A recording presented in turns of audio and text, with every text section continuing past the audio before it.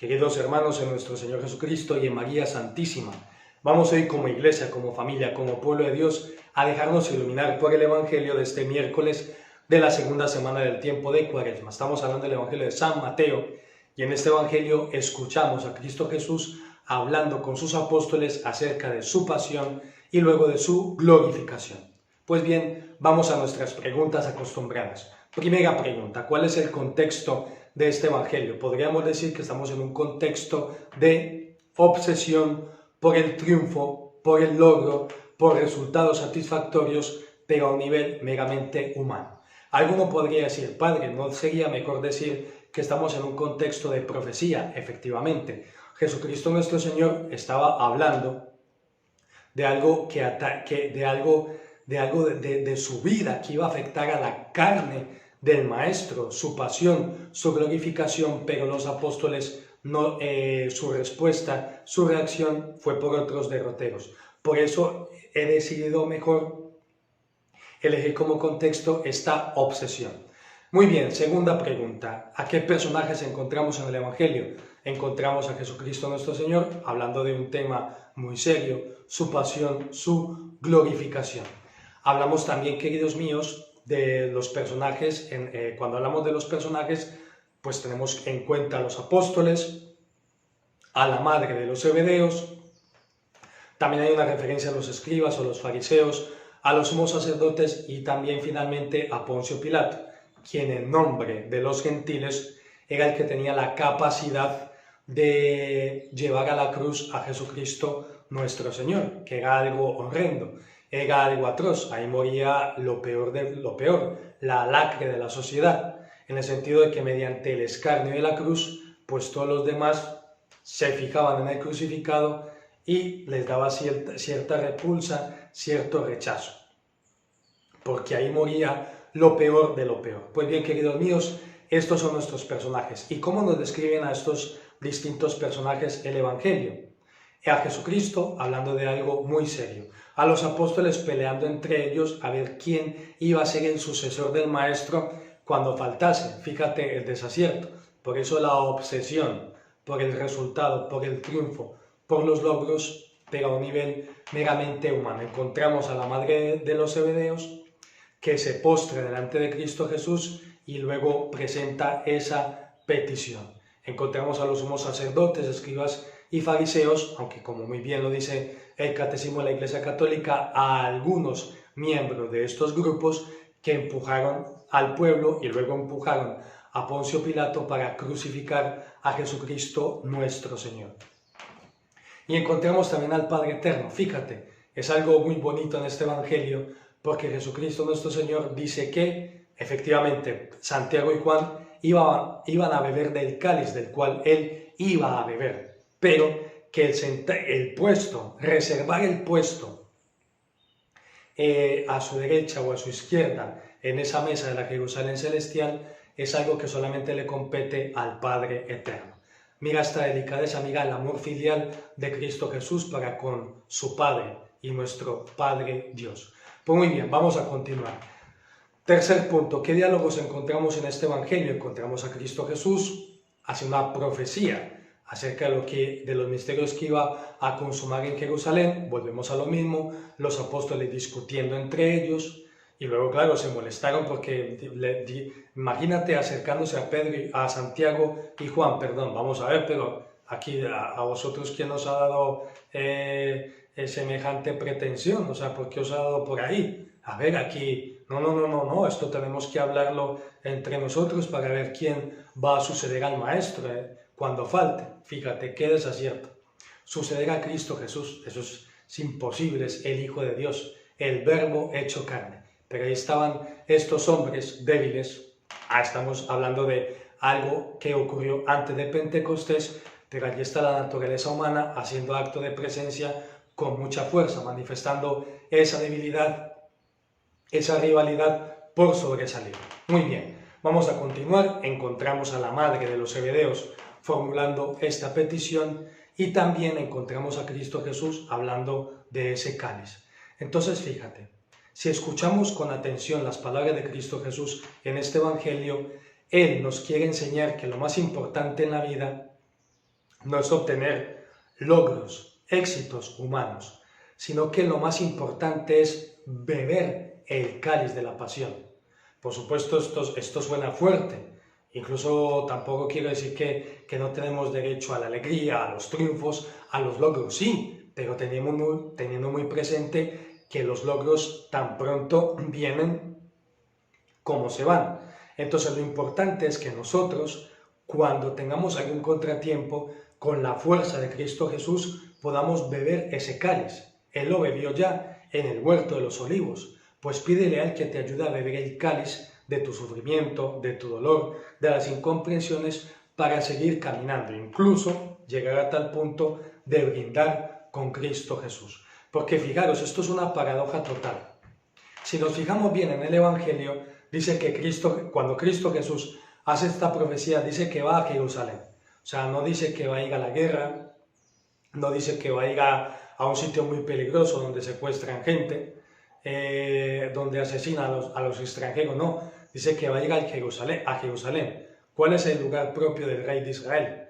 ¿Cuál es el lugar propio del Mesías anunciado por los profetas? Jerusalén. Pues fíjate, va el Mesías, el rey de Israel, a Jerusalén y precisamente allí va a morir. ¿Y a manos de quién? De los ladrones, de las prostitutas, de los pecadores, de la lacra de la sociedad. No, va a morir en manos de sumos sacerdotes, escribas y fariseos.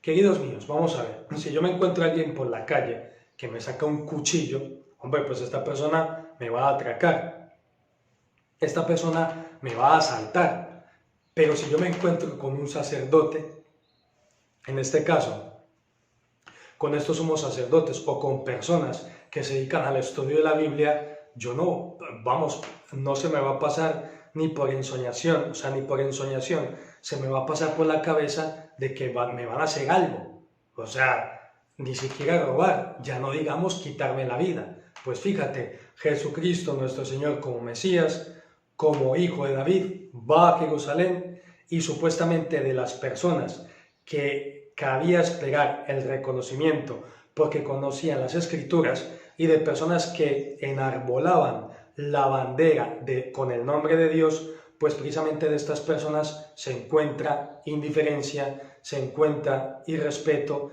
y hasta se encuentra con la mismísima muerte. Entonces fijaros cómo Jesucristo, nuestro Señor, sigo un poco afónico, pero no pasa nada, seguimos adelante.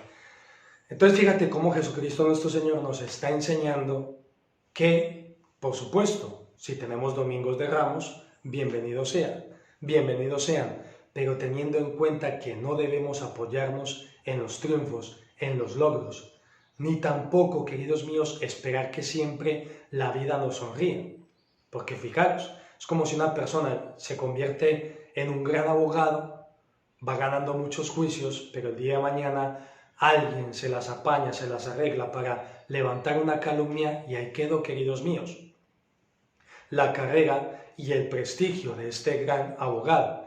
Entonces, ¿qué ocurre? Entonces ya se acabó la vida, ¿no? Pues es el momento de que ese abogado, a la luz del Espíritu Santo y con la fuerza de Cristo Jesús, beba el cáliz y pueda brindar con Cristo Jesús y decir, esto es para la gloria de Dios. Y seguir caminando, porque el triunfo real y definitivo, el triunfo real y la alegría con mayúscula que sí hemos de esperar alcanzar, es algún día llegar a la Jerusalén celestial. Mientras tanto, no nos queda otra que, por supuesto, caminar, buscar logros humanos, así se maneja el ser humano. Tampoco vamos a ir por el mundo haciendo trastadas, chapuzas, cosas a medio hacer, no, pero teniendo en cuenta que ese no debe ser nuestro fin en sí.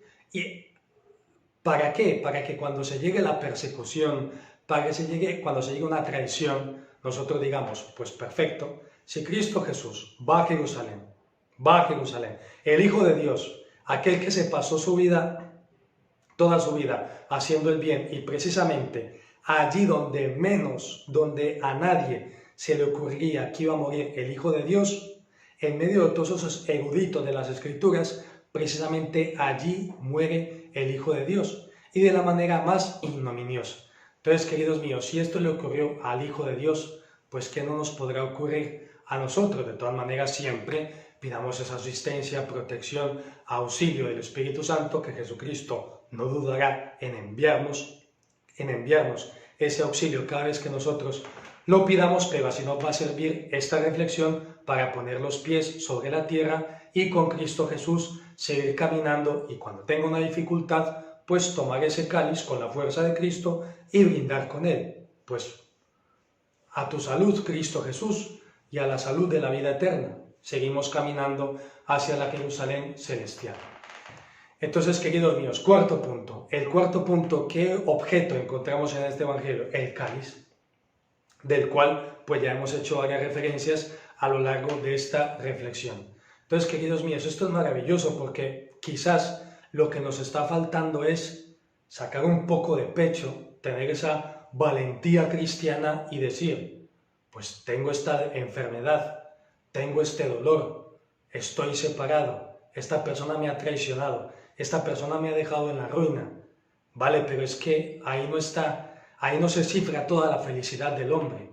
La felicidad verdadera del hombre se cifra en alcanzar la Jerusalén celestial con el auxilio de la misericordia de Jesucristo nuestro Señor. Pues muy bien, voy a tomar ese cáliz del dolor y me lo voy a beber a la salud de Cristo Jesús, que Él también bebió su cáliz, y vaya si lo bebió. Entonces, queridos míos, y quinto punto, las aplicaciones para nuestra vida diaria. Bueno, pues ya te he ofrecido algunas aplicaciones. De todas maneras, cuidado, porque nunca me gusta no nos gusta que nuestras reflexiones pues queden aquí como ese tinte sangriento, que lo tiene, porque Jesucristo en la cruz derramó sangre. Entonces vamos a terminar con una de las expresiones que Jesucristo nuestro Señor usó cuando pronunció esta profecía: y al tercer día resucitará, que es algo en lo cual siempre tenemos que insistir. Tienes una enfermedad, tienes los días contados. Tienes una dificultad, tienes una tristeza, tienes una melancolía. Si estás unido a Cristo Jesús, esa melancolía tiene los días contados. Es decir, que la palabra última y definitiva sobre nuestra vida y sobre nuestra existencia no es de la enfermedad, ni la melancolía, ni la tristeza, es la alegría, el triunfo, la victoria sobre la muerte. Pero eso sí, claro está. Y fíjate, el Espíritu Santo ahora me sugiere un último pensamiento. Esas traiciones, esas dificultades, esas incomprensiones, esos problemas sin solución, si los bebemos con la fuerza de Cristo Jesús, nos van a hacer más fuertes, nos van a hacer más combatientes por el reino de Cristo Jesús. El reino de los cielos sufre violencia y solo los violentos lo arrebatan. Entonces procuremos, queridos míos, pues aprovechar esta reflexión de este evangelio para beber el cáliz con la fuerza de Cristo Jesús y seguir caminando, y por supuesto no tener estos desaciertos de los apóstoles. Fíjate, es que de verdad, o sea, me da risa. O sea, ponte tú en el lugar de Cristo Jesús, y a mí me viene muy bien como sacerdote, como predicador. ¿Cuántas veces uno no pone todo el esmero posible en predicar, en anunciar el Evangelio, hablar del misterio de la encarnación, de las parábolas, del Padre Nuestro, de las tentaciones de Jesús en el desierto, y luego la gente pues se queda con un mensaje totalmente distinto a lo que uno pronunció? Más aún, o sea, hasta se olvidan de lo que uno dijo. Bueno, pues uno, bendito sea Dios, pues esto le ocurrió al mismísimo Hijo de Dios, a Jesucristo nuestro Señor. O sea, ¿les podía haber hablado de una forma más clara? No, porque hizo una descripción detallada de todo lo que iba a ocurrir, con lugares propios, con nombres propios, con un tiempo determinado, pero los apóstoles no. Los apóstoles estaban en su rollo, estaban en sus historias. Pues, queridos míos, pidámosle hoy perdón a Cristo Jesús por esta falta de atención por parte de los apóstoles, y pidámosle a nosotros, al Espíritu Santo, que nos conceda sintonizar bien el dial de nuestro corazón para escuchar lo que nos quiere decir realmente Jesucristo nuestro Señor, y no escuchar nuestros intereses propios. Y es que aquí ya la guinda del pastel es que hasta la madre de los apóstoles llega aquí a meter la cucharada. O sea, imagínate, en vez de los apóstoles haber detenido, haber pagado a la mujer, mira, no se te ocurra decirle algo así al maestro que nos acaba de decir que va a morir, que va a recibir escupitajos, que va a ser objeto de burlas por parte de los sumos sacerdotes, de los escribas y de los fariseos, pero no, pues muy bien, vienes, madre mía, a pedir por un puesto mío a la derecha de este rey, adelante. Bueno, esto ya es para reírse, queridos míos. Pero entonces, riámonos por supuesto, pero aprendamos del Evangelio. Cristo Jesús, envíanos tu Espíritu Santo. Concédenos la gracia de escucharte a ti y de no escuchar mis intereses.